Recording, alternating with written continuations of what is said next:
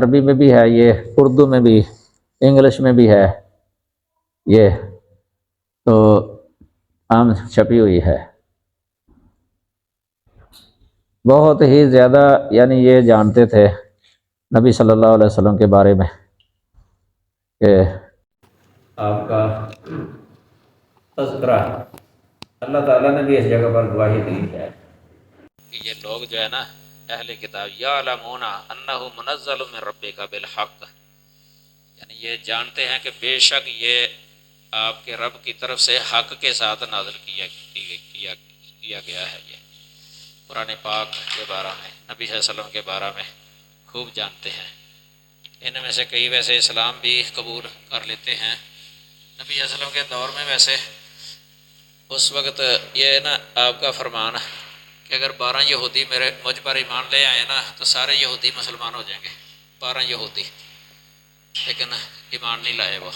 جو بڑے تھے ان کے سرکردہ، یہ عبداللہ بن سلام اور ابی بن کعب رضی اللہ عنہ، یہ بڑے تھے 2 عالم، انہوں نے اسلام قبول کر لیا تھا۔ تابعین کے اندر کعب الاحبار ہے جس نے اسلام قبول کر لیا تھا، کعب الاحبار۔ تو ہٹ درمی ہے نا انہوں نے کی، سینہ زوری اور ہٹ درمی قصدن آپ سے حسد رکھتے تھے۔ کئیوں نے تو یہ کہنا شروع کر دیا کہ جس نبی کا ہم انتظار کر رہے ہیں وہ ہم میں سے آنا ہے، بنی اسرائیل میں سے آنا ہے، یہ تو عرب میں سے ہے، لہٰذا یہ وہ نہیں ہے جس کا ہم انتظار کر رہے ہیں۔ یہ پھیلا دی انہوں نے جھوٹ ہی، عیسائیوں کے اندر بھی یہ چیز پھیل گئی تھی۔ ابو سفیان جس وقت شاہ روم کے پاس تھا، یہ ہرقل قیصر روم، جب اس نے ان سے سوالات کیے تھے نا 10-11 بخاری کے اندر ہے شروع میں بعد الوحی میں، تو اس نے کہا تھا کہ میں بھی سمجھتا تھا کہ ایک رسول آنے والا ہے، لیکن میں یہ نہیں سمجھتا تھا کہ وہ تم میں سے ہے، میں سمجھتا تھا کہ بنی اسرائیل میں سے ہے۔ اس طرح بھی انہوں نے جو ہے نا یہ پھیلا دی تھی بات۔ تو باقی مولانا سلیمان منصور پوری نے رحمۃ اللہ عالمین کے اندر لکھا ہوا ہے کہ یہ ایمان کیوں نہیں لائے تھے نبی صلی اللہ علیہ وسلم پر، یہود و نصارہ دونوں ہی۔ یہودیوں کے ایمان نہ لانے کی وجہ یہ لکھی ہے اس کے اندر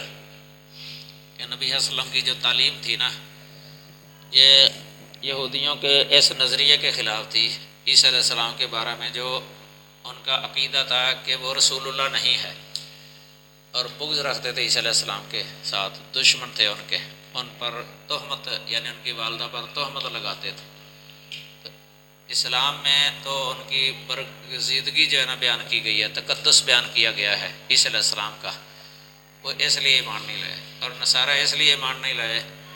کہ ان کا یہ عقیدہ تھا عیسیٰ علیہ السلام کے بارے میں غلو، یعنی کہ وہ ابن اللہ ہیں، تو ان کو الہ تک بھی کہتے تھے، عبادت کرتے تھے ان کی۔ تو اسلام کے اندر جو ہے نا اس نظریے کا رد کیا گیا ہے، خوب رد ہے، یعنی ان کو رسول اللہ و کلمتہ القاہ الی مریم، یہ عقیدہ۔ نجاشی نے بھی پوچھا تھا نا جعفر طیار سے کہ عیسیٰ علیہ السلام کے بارے میں کیا کہتا ہے تمہارا نبی، کیا کہا اس نے؟ انہوں نے بتایا تھا کہ وہ جو ہے نا اللہ کے رسول ہیں، اللہ کے کلمہ ہیں۔ اس کو صحیح تعلیم جو ہے نا پہنچی تھی عیسیٰ علیہ السلام کے بارے میں، اس لیے اس نے تائید کر دی تھی، وہ ایمان لے آیا تھا۔ ان کے اندر ویسے فرقے بہت زیادہ تھے، عیسائیوں کے اندر، یہودیوں کے اندر بھی کئی گروہ تھے، تو زیادہ تر اس طرح کے تھے جو غولات تھے، غالی، جس طرح ہمارے اس وقت اہل غلو بھی ہیں جو نبی صلی اللہ علیہ وسلم کے بارے میں، اولیاء انبیاء کے بارے میں غلو کرتے ہیں نا، ان کے نظریات اور طرح کے ہیں، لیکن جو کتاب و سنت والے ہیں نا، ان کا عقیدہ قرآن اور حدیث کے مطابق ہے، انبیاء کے بارے میں، ولیوں کے بارے میں۔ تو اس وقت اس طرح کے بھی کچھ افراد تھے جو صحیح یعنی عیسیٰ علیہ السلام کے بارے میں صحیح عقیدہ تھا ان کا، تو نجاشی کا وہی تھا جو صحیح یعنی اصل تعلیم اس کو پہنچی تھی، تو اس نے اسی وقت تائید کر دی تھی، کہتے ہیں کہ یہی تعلیم ہے جو ہماری کتاب کے مطابق ہے عیسیٰ علیہ السلام کے بارے میں۔ تو کئی جو ہے نا وہ اتنا شوق رکھتے تھے نا نبی صلی اللہ علیہ وسلم سے ملنے کا، آخر الزمان نبی سے ملنے کا، شام چھوڑ کے ادھر آ گئے تھے، مدینہ، تو ان میں سے ابن الحیبان بھی ہے ایک، یہ یہودی تھا اور ادھر شام ملک چھوڑ کے ادھر آ گیا، بنو قریظہ کے اندر رہنے لگ گیا تھا۔ اس کو کسی نے پوچھا تھا کہ اتنا آپ اچھا سرسبز علاقہ چھوڑ کے آگے ہو، شاداب، اور اتنی فراوانی تھی ادھر، نعمتیں ہی نعمتیں، تو ادھر آ کے ٹھہرے ہو آپ، جو اتنی فراوانی نہیں ہے ادھر۔ تو اس نے پھر یہی وجہ بتائی تھی کہ میں جانتا ہوں آخر الزمان نبی کا وقت بہت قریب آ گیا ہے، تو اس نے ادھر ہی آنا ہے اس علاقے میں، تو میں سمجھتا ہوں کہ اگر میری زندگی میں آ جائے نا تو میں اس کی بیعت کروں، اس لیے میں آیا ہوں۔ انتظار کرتا رہا تھا، لیکن نبی صلی اللہ علیہ وسلم اس وقت ابھی ادھر نہیں آئے، مکہ ہجرت کر کے، تو ادھر رہا ان کے اندر۔ ان کو خبر نہیں تھی آپ کے بارے میں، بنو قریظہ کو، تو اس کے بارے میں لکھا ہے کہ نیک تھا، نماز بھی پڑھتا تھا، صدقہ خیرات بھی کرتا تھا، اور اللہ کی عبادت کرتا تھا، صرف اللہ کو پکارتا تھا۔ بلکہ جب قید سالی ہوتی نا تو یہ یہودی جو بنو قریظہ کے اس کو لے جاتے تھے ساتھ، دعا کا کہتے کہ دعا جو ہے نا کرنی ہے، تو وہ آبادی سے باہر نکل کے نا اللہ تعالیٰ سے دعا کرتا تو بارش ہو جاتی تھی۔ اس نے ان سے کہا تھا کہ میں آخری نبی کا انتظار کر رہا ہوں، وہ نبی القتال ہوگا،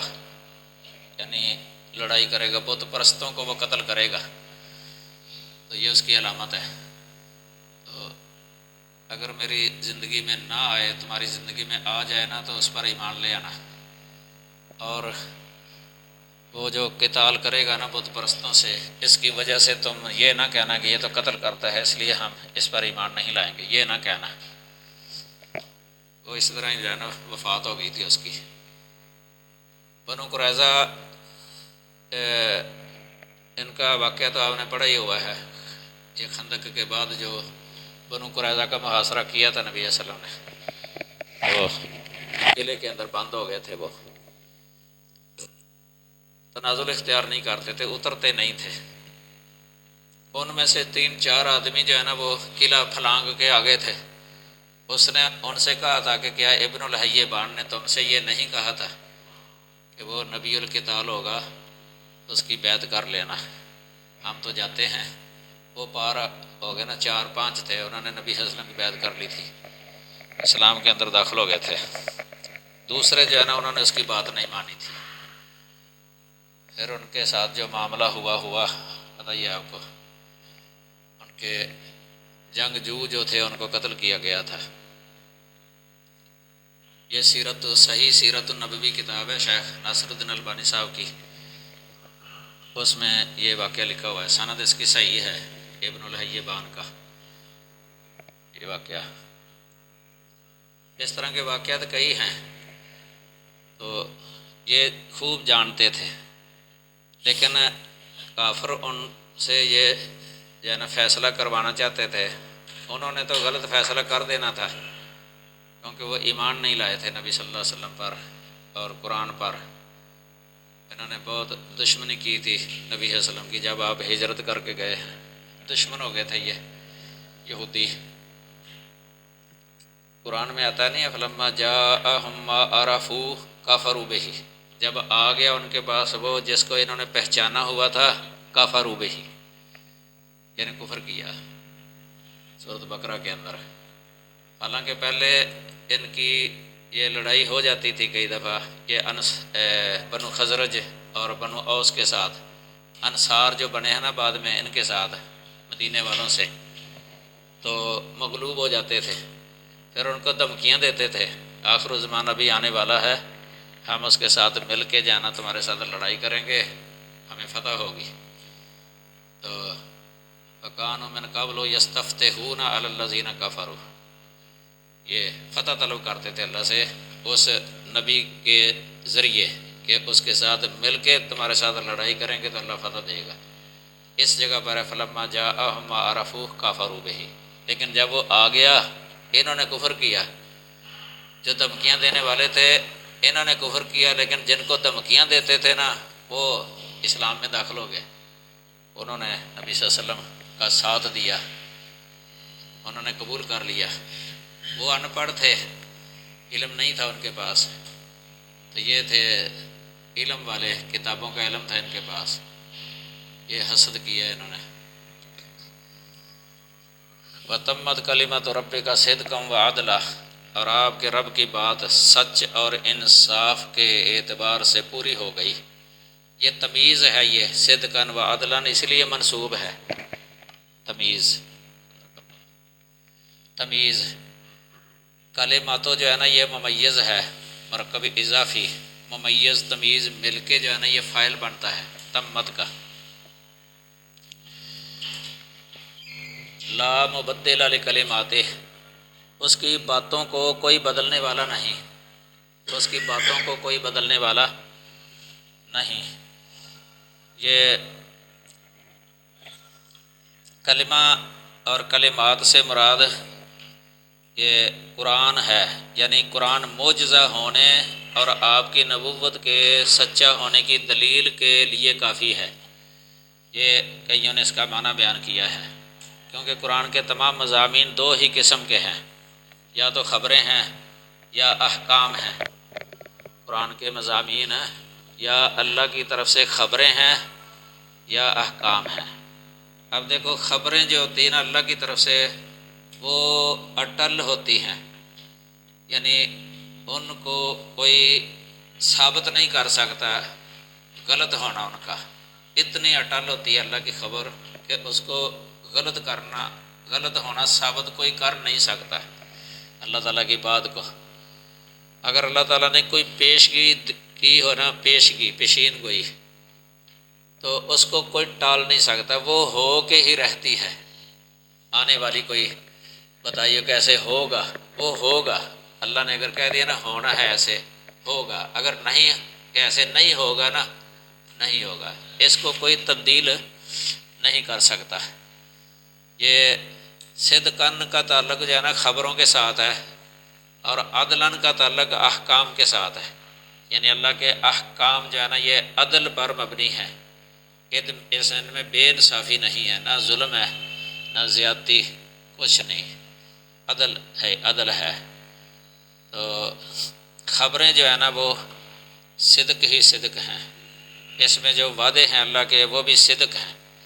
جو حوادث ہیں، واقعات جو ہونے والے خبر دی ہے وہ بھی صدق ہی صدق ہے۔ اسی طرح ماضی کی جو خبریں دی ہیں اللہ تعالیٰ نے وہ بھی حق ہیں، حق سچ ہیں، واقعے کے خلاف ذرہ بھی نہیں، ذرہ بھی نہیں اللہ تعالیٰ کے۔ تو یعنی سب عدل و انصاف پر مشتمل ہیں، جتنے بھی احکام ہیں اللہ تعالیٰ کے، ان میں کسی قسم کی تبدیلی کرنے کا کسی کو اختیار نہیں، کسی ترمیم کی ضرورت نہیں ہے کہ کوئی ترمیم کر سکے اس کے اندر۔ اس لیے آپ یاد رکھیں جو اس کو جو اللہ تعالیٰ نے نازل کیا ہے اس کو شریعت بھی کہتے ہیں نا، شریعت یہ اللہ تعالیٰ کی طرف سے ہے، کیونکہ تشریع یہ اللہ کا کام ہے، تشریع اللہ کا کام ہے۔ یہ اہل کتاب نے مشرع بنائے تھے اللہ کے علاوہ اپنے بڑوں کو، اتخذوا احبارهم ورهبانهم اربابا من دون اللہ، احبار اور رہبان کو انہوں نے ارباب بنا لیا تھا۔ ارباب بنانے میں یہ بھی آ جاتا ہے اس کو مشرع قرار دے دینا، اتھارٹی، یعنی ان کو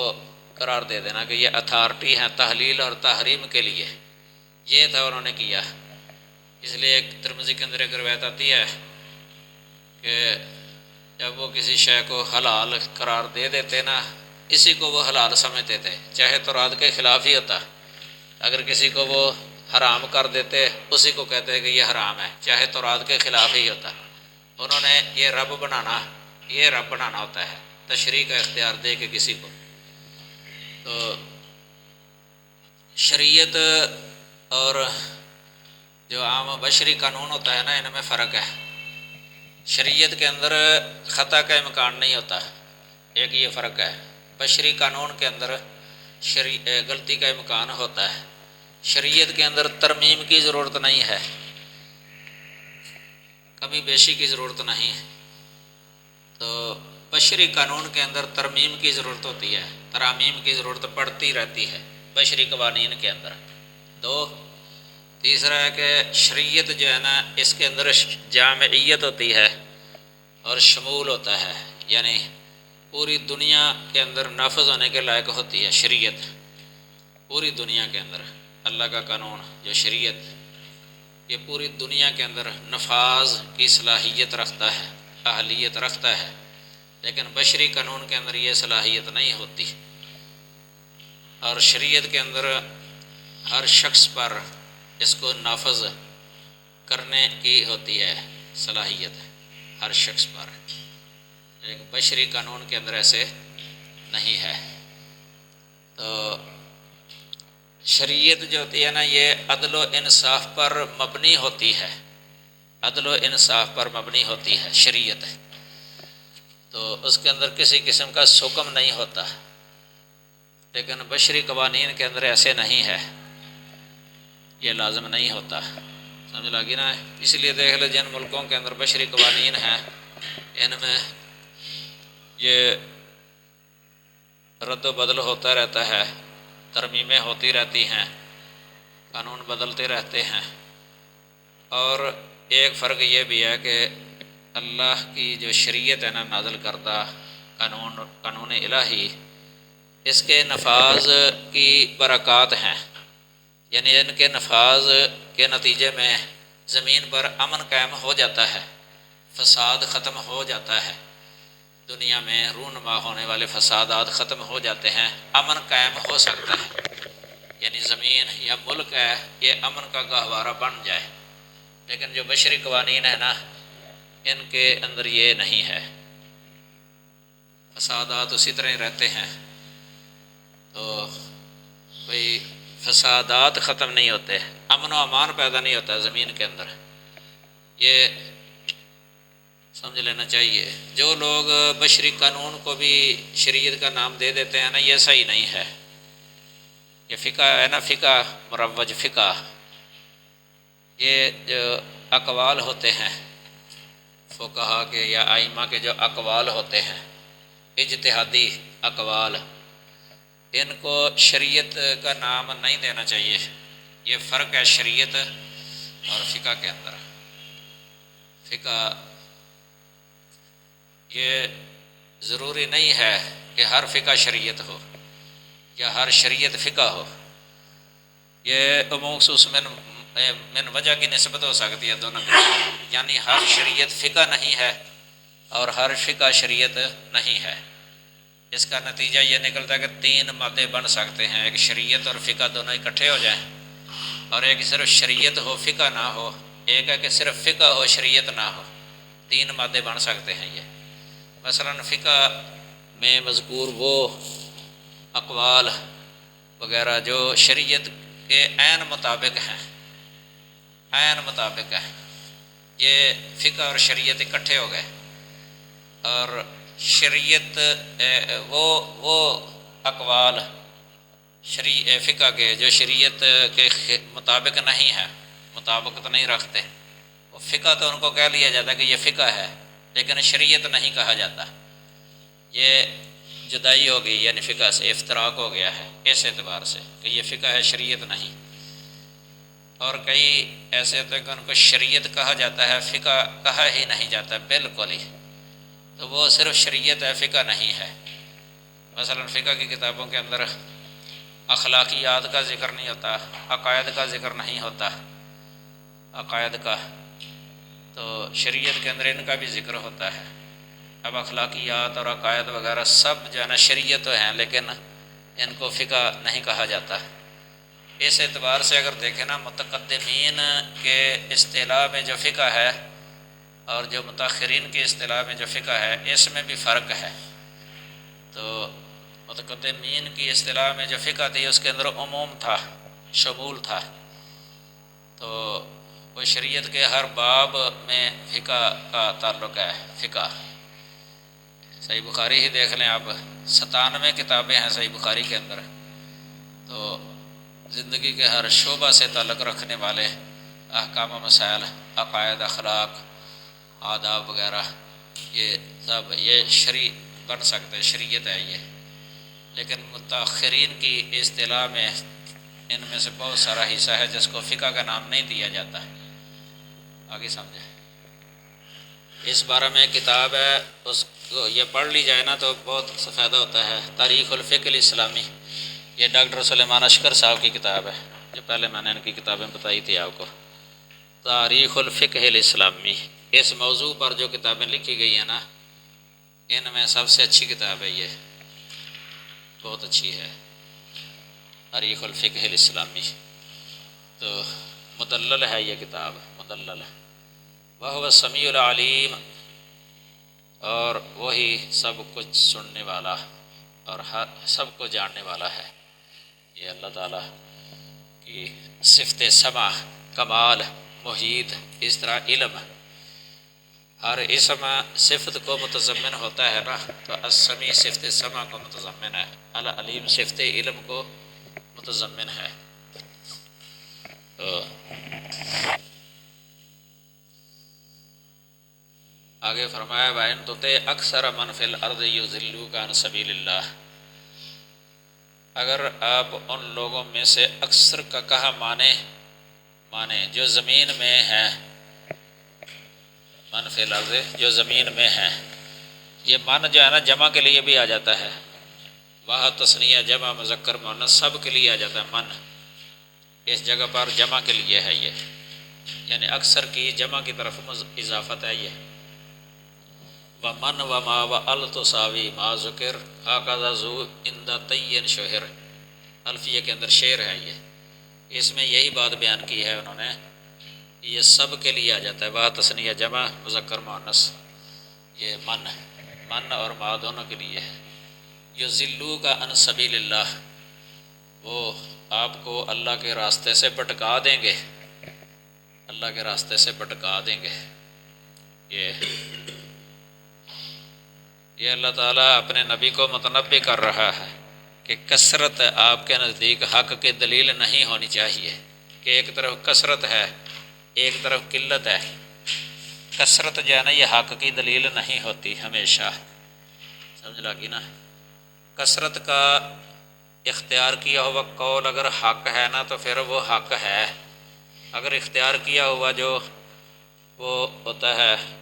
قول یا فعل کوئی وہ حق نہ ہو تو پھر حق نہیں ہے، سمجھ لگی نا۔ یہ اکثریت یعنی اکثریت کا ہونا یہ دلیل نہیں ہے کہ چونکہ یہ زیادہ ہے اس لیے حق پر ہیں، یہ کبھی دلیل نہیں ہو سکتی، آگے سمجھے۔ اس لیے محض کثرت کی بنیاد پر آپ کو اہل زمین کا اتباع نہیں کرنا چاہیے، ورنہ راہ راست سے ہٹ جائیں گے۔ دنیا کے اندر ویسے تو یہ شروع سے ایسے چلا آ رہا ہے، نوح علیہ السلام کے دور سے ہی، کہ کافر اکثریت کافروں کی رہی ہے زمین پر، اہل اسلام جو ہے نا یہ ان کی بنسبت تھوڑے ہی رہے۔ اس اعتبار سے بھی اگر دیکھا جائے نا کہ عام یعنی لوگ جو زمین میں رہنے والے ہیں ان میں سے اکثر جو ہے نا حق پر نہیں ہوتے، آگے سمجھے۔ ان کی دلیل کیا ہوتی ہے اکثریت کی؟ اپنے موقف پر تقلید الآباء، باپ دادا کی تقلید، باپ دادا کی تقلید، باپ دادا جس طریقے پر ہے نا اس طریقے پر یہ رہتے ہیں، اس کے علاوہ کوئی دلیل پیش نہیں کرتے تھے۔ انا وجدنا آباءنا کذالک یفعلون یا بل نتبع ما الفینا علیہ آباءنا، اللہ تعالیٰ نے یہی کہا ہے نا، اولو کان آباؤہم لا یعقلون شیئا ولا یہتدون، یعنی یہ اپنے باپ دادا کے پیچھے لگے رہیں گے اگرچہ ان کے باپ دادا وہ گمراہی پر تھے، ہدایت پر نہیں تھے، تو عقل نہیں تھی، عقل کرتے ہی نہیں تھے، سوچتے ہی نہیں تھے، تو کیا پھر یہ پھر بھی یہ ان کے پیچھے لگے رہیں گے؟ یہ تو کوئی عقلی بات بھی نہیں ہے۔ عقل مندی والی بات تو یہی ہے نا کہ اگر کوئی غلط کر رہا ہے تو اس کی اقتدا نہ کی جائے، آگے سمجھے۔ تو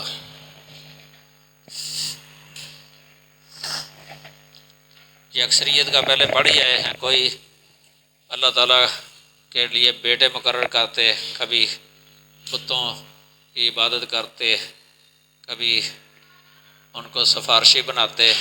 کبھی غیر اللہ کے نام کے نذرانے دیتے، ذبح کرتے جانور وغیرہ۔ قرآن میں اس طرح کی آیتیں کئی ہیں، یہ وما اکثر الناس ولو حرصت بمؤمنین، کہ اکثر لوگ جو ہے نا مومن نہیں، اگرچہ آپ کو حرص ہو ان کے مومن ہونے کی، لیکن پھر بھی یہ مومن نہیں۔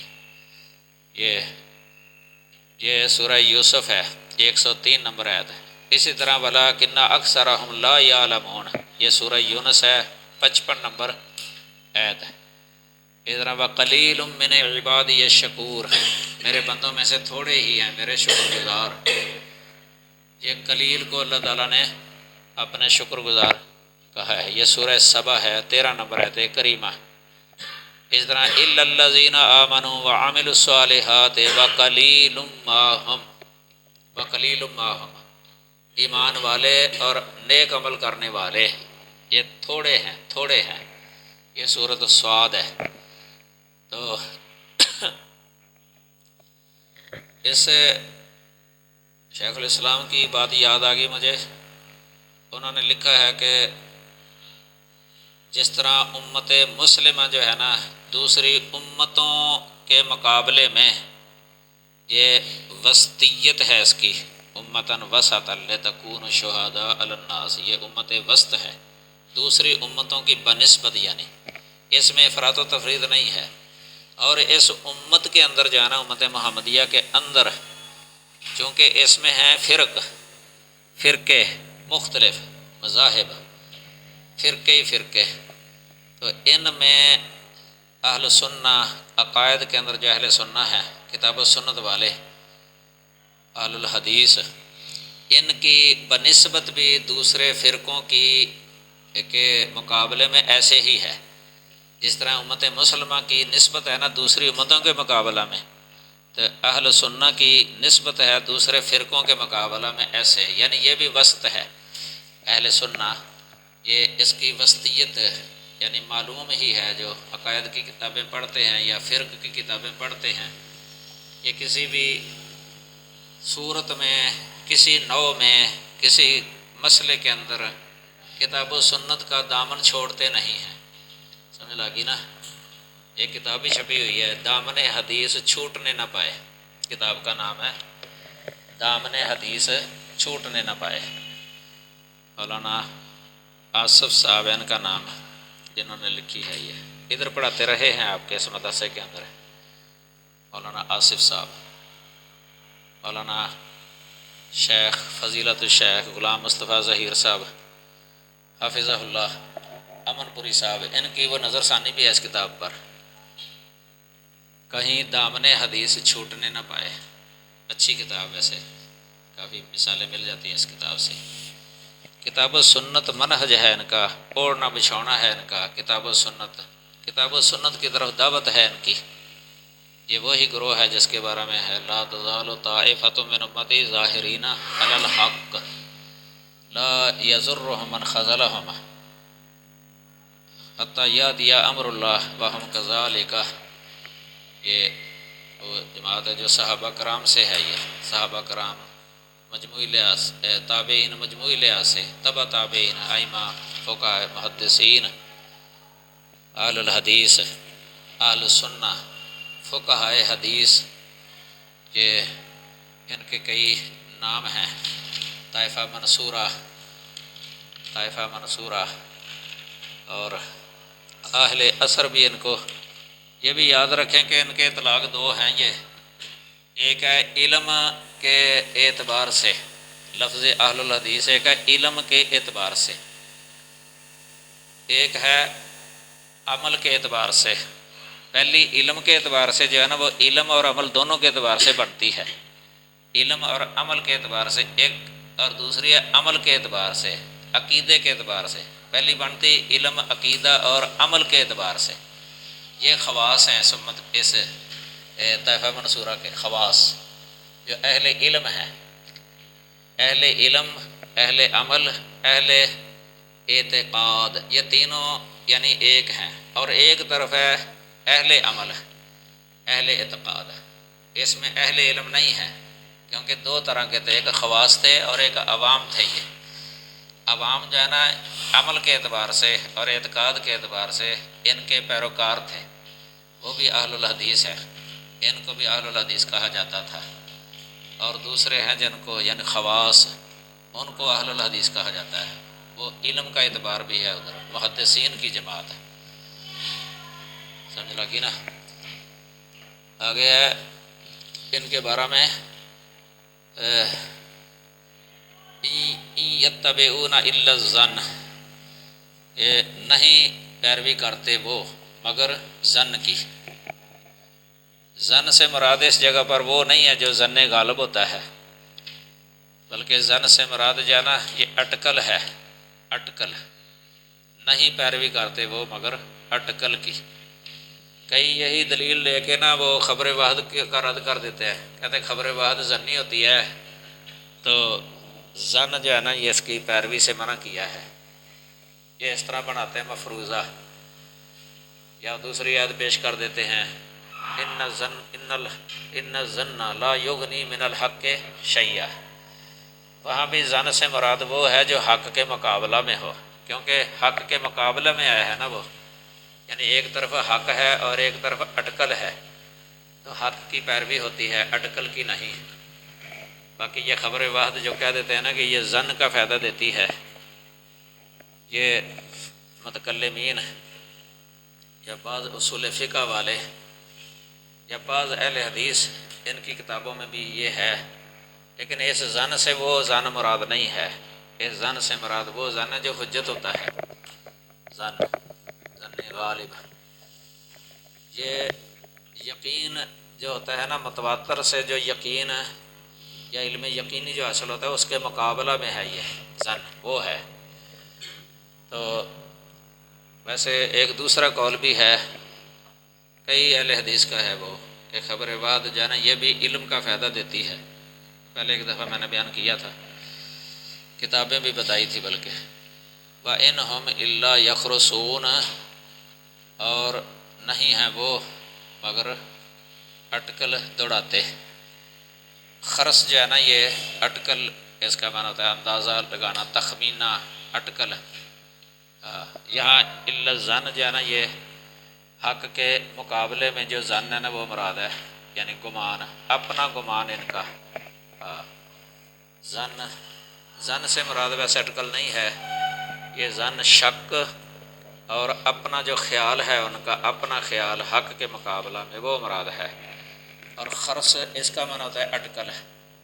یعنی اٹکل کی، وہ اٹکل ہی دوڑاتے ہیں وہ۔ قتل الخراسون، قرآن میں ہے نا خراسون، جو اپنی طرف سے بغیر دلیل کے اٹکل لگاتے ہیں، ان کے لیے ہے قتل الخراسون۔ یہ کفار جس طرح اٹکل سے بات کہہ دیتے تھے دلیل کے بغیر، بغیر سوچے سمجھے، یہ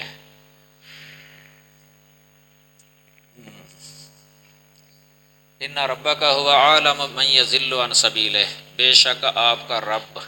وہ خوب جاننے والا ہے جو اس کے راستے سے بھٹکتا ہے، اس کو خوب جانتا ہے۔ یہ معنی جو ہے نا یہ جمع کے لیے بھی ہو سکتا ہے، بے شک آپ کا رب ان کو خوب جانتا ہے جو اس کے راستے سے بھٹکتے ہیں۔ یہ من جو ہے نا اگرچہ لفظاً مفرد ہے نا، اس لیے یہ ذلو آ گیا ہے، یہ ذلو مفرد، لیکن مانن جمع ہے، مانن قرآن میں کئی جگہ پر آیا ہے یہ اس طرح۔ شروع میں ہے وَمِنَ النَّاسِ مَن يَقُولُ آمَنَّا بِاللَّهِ وَبِالْيَوْمِ الْآخِرِ وَمَا هُمْ بِمُؤْمِنِينَ، وہاں دیکھ لو من لفظاً مفرد ہے اس لیے یقولو آ گیا ہے، یقولو لفظاً مفرد ہے، اور مانن جمع ہے اس لیے وما ہم بمؤمنین آ گیا ہے بعد میں، وما ہم بمؤمنین، یہ جلالین کے اندر بھی لکھا ہوا ہے۔ اِذْ وَمِنَ النَّاسِ مَن يَعْبُدُ اللَّهَ عَلَى حَرْفٍ، یہاں بھی اسی طرح ہی ہے۔ تو ادھر بھی من جو ہے نا یہ جمع والا معنی بھی کر سکتے ہیں، بے شک آپ کا رب وہ خوب جاننے والا ہے ان کو جو گمراہ ہوتے ہیں یا بھٹکتے ہیں اس کے راستے سے۔ وَهُوَ عَالَمٌ بِالْمُهْتَدِينَ، اور وہ خوب جاننے والا ہے ہدایت والوں کو۔ یہ محتدین آ گیا نا جمع، یہ جمع کے مقابلہ میں جمع زیادہ مناسب ہے، یعنی من جمع کے لیے، کیونکہ محتدین اس کے مقابلہ میں آ گیا نا، جمع کا جمع کے ساتھ مقابلہ ہے۔ یہ آگے فَكُلُوا مِمَّا ذُكِرَ اسْمُ اللَّهِ عَلَيْهِ، جو پہلے آیا تھا نا کہ شیطان وہ دلوں کے اندر ملمہ سازی والی بات ڈالتے ہیں، وہ پہلے بتایا تھا کہ جو اللہ مارے کہتے ہیں اس کو یہ کہہ دیتے حرام ہے، جو خود آپ قتل ذبح کرتے ہیں کہہ دیتے ہیں یہ حلال ہے۔ تو یہ بے طور اعتراض یعنی مسلمانوں پر ان کافروں نے کیا تھا، شیطان کے دل میں القاء سے۔ ادھر اللہ تعالیٰ نے اسی کا ذکر کر دیا ہے، فَكُلُوا، تو کھاؤ، مما اس میں سے، ذکر اسم اللہ علیہ، جس پر اللہ کا نام لیا گیا، ذکر کیا گیا، ان کنتم بآیاتہ مؤمنین، اگر تم اس کی آیات پر ایمان رکھنے والے ہو، یعنی حلال جانور ہو، اس کو ذبح کے وقت یا شکار کرنے کے وقت بسم اللہ پڑھ لیا گیا ہو تو پھر کھا لیا کرو، بسم اللہ واللہ اکبر۔ اگر یعنی تمہارا ایمان ہے نا اللہ کی آیتوں پر تو پھر یہی کھایا کرو جس پر اللہ تعالیٰ کا نام لیا گیا ہے۔ وہ طبی موت جو مر جاتا ہے نا اس پر چونکہ اللہ کا نام نہیں لیا گیا ہوتا ہے نا، اس لیے بھی وہ حرام ہے۔ اور دوسرا یہ بھی ہے کہ اس کا خون بہایا نہیں گیا، خون اندر ہی ہے اس کا، اس اعتبار سے بھی، کیونکہ اگر اس طرح کا جانور کوئی کھا لے نا ذبیحہ کہ خون اندر ہی ہو، مردار ہو، تو اس کا ضرر پہنچ سکتا ہے کھانے والے کو، کیونکہ خون کے اندر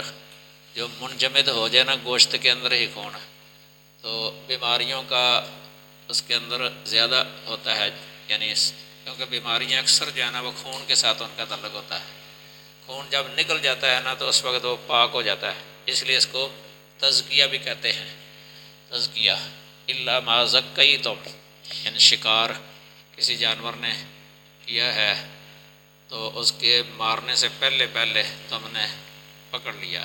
درندے نے مثلا کسی کو پکڑا تو اس کی روح نکلنے سے پہلے تم نے پکڑ کے اس کو ذبح کر لیا ہے نا تو وہ کھا سکتے ہو۔ یہ تزکیہ اس لیے کہتے ہیں پاک کرنا، کہ خون بہا دیا گیا اس کا، اس سے وہ ایک قسم کا وہ پاک ہو جاتا ہے جانور۔ خون گندا ہوتا ہے نا،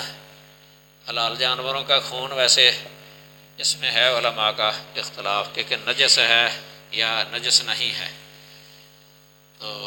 راجح قول یہی ہے کہ گندا ہے، یہ گندا، ہر گندا پلید نہیں ہوتا لیکن ہر پلید گندا ہوتا ہے، یہ بھی مخصوص مطلق کی نسبت ہے دونوں کے درمیان، ہر پلید یا ہر نجس جو ہے نا وہ گندا ہے، لیکن ہر گندا نجس نہیں ہے۔ کئی دفعہ بندہ کہہ دیتا کہ میرے کپڑے بہت گندے ہو گئے ہیں، حالانکہ نجس نہیں ہوتے، گندا لفظ بول دیتے ہیں، گندا۔ تو بیماریاں بہرحال اس کے اندر ہوتی ہیں، خون اگر کوئی پی لینا پہنے والا تو کئی بیماریاں لگ سکتی ہیں اس کو۔ دم مسفوح اس لیے اللہ تعالیٰ نے حرام کر دیا ہے، او دمن مسفوحا، بہایا ہوا خون یہ حرام ہے۔ یہ بہایا نہیں گیا ہوتا جو طبی موت مر جاتا ہے نا، اندر ہی وہ گوشت کے اندر جذب ہو جاتا ہے، تو اس لیے وہ گوشت کھانے سے بیماریاں لاحق ہو سکتی ہیں۔ یہ صرف اضطراری حالت میں جو ہے نا حلال کیا گیا ہے۔ یہ فمن اضطر غیر باغ ولا عاد فلا اثم علیہ، یہ مضطر کے لیے رخصت ہے، جان بچانے کے لیے، ورنہ عام میتہ جو ہے نا یہ حرام ہے، مردار۔ اور پہلے بتایا تھا کہ یہ شرعی احکام یہ حکمت پر مبنی ہے، یعنی ہر نہی کی کوئی نہ کوئی حکمت ہوتی ہے، اس طرح امر کی بھی کوئی حکمت ہوتی ہے۔ جن چیزوں کو اللہ تعالیٰ نے حرام کیا نا یہ حکمت پر مبنی ہے، کوئی نہ کوئی اس کے اندر نقصان سے بچانا مقصود ہے انسانوں کو، یہ ضرر پہنچنے سے۔ اس لیے جو لوگ یہ بیرون ممالک کے اندر یہ مردار اس طرح کے کھا لیتے ہیں، خاص کر کے چین کے اندر، یا تو ان کے جو ہے نا یہ بہت ہی زیادہ مضر اثرات جو ہے نا وہ زہر ہوتے ہیں ان کے ابدان کے اندر، بدنوں کے اندر۔ یہ پہلے دیکھ لے کرونا کے دنوں کے اندر کس طرح بیانات آ رہے تھے ان کے بارے میں کہ وہ کتے کھا لیتے ہیں، کتوں کو مار کے ذبح بھی نہیں کرتے، سر پہ جو ہے نا ہتھوڑا مارتے ہیں، گدھا کھا لیتے ہیں، سر پہ ہتھوڑا مارتے ہیں، جانور گر جاتا ہے۔ گائے بھینس وغیرہ اس کو بھی اسی طرح ہی سر پہ زور سے ہتھوڑا مار کے نا اس کو گرا لیتے ہیں، ذبح نہیں کرتے، خون اندر ہی ہوتا ہے سارا۔ تو یہ تو تحقیقات بھی بڑی ہو چکی ہیں، سائنسی تحقیقات، طبی تحقیقات، ڈاکٹروں نے جو ان کے اندر جو تجزیہ یا تحلیل لیبارٹریوں کے اندر بتائے ہیں کتنے نقصانات ہیں انسانوں کے لیے ان چیزوں کے اندر۔ تو